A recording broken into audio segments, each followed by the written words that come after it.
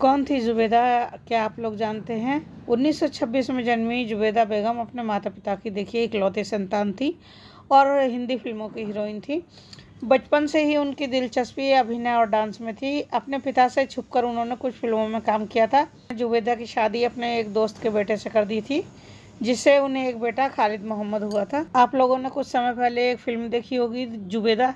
उस फिल्म में करिश्मा कपूर ने जुबैदा के जीवन को दर्शाया था, जिसमें उनकी शादी, उनका फिल्म उद्योग में कैरियर और महाराजा के साथ उनका क्या रिश्ता था, ये सब शामिल था।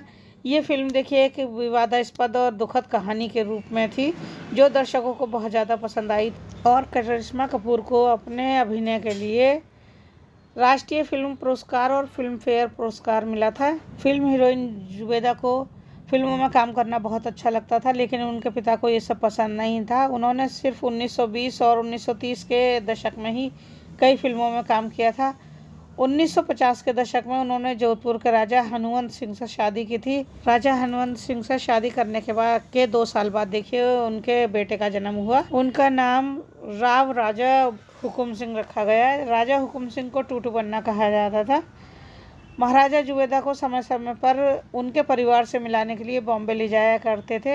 हालांकि वो चंद मिनटों के लिए ही अपने बेटे खालिद मोहम्मद से मिल पाती थी, जो उनका पहला बेटा था।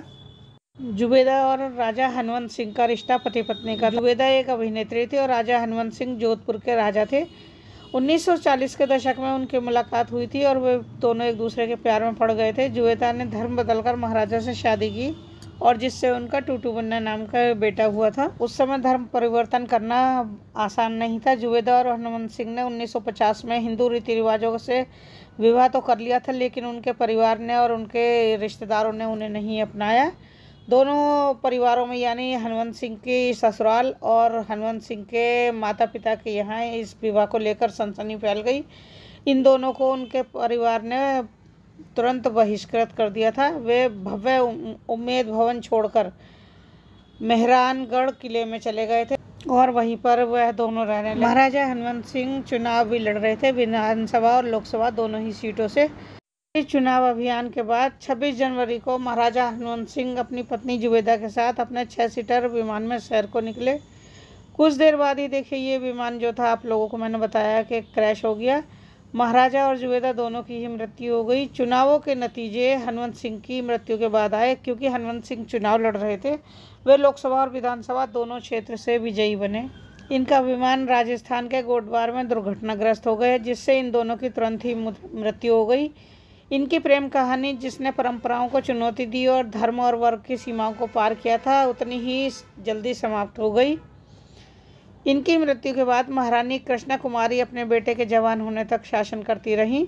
2018 में अपनी मृत्यु तक जोधपुर में महिलाओं की शिक्षा और धर्मार्थ कार्यों के लिए उन्होंने अपना जीवन समर्पित कर दिया था। जुबैदा और हनुमंत के बेटे टूटू का पालन पोषण जोधपुर की राजमाता ने किया और अजमेर के मेयो कॉलेज में शिक्षा दिलवाई। उन्होंने राव रानी राजेश्वरी कुमारी राठौर से उनका विवाह किया और उनके 2 बच्चे हुए। इसमें एक चौंकाने वाली बात यह आई, 1981 में 28 वर्ष की आयु में जोधपुर की सड़कों पर टूटू बन्ना का कटा हुआ सिर मिला।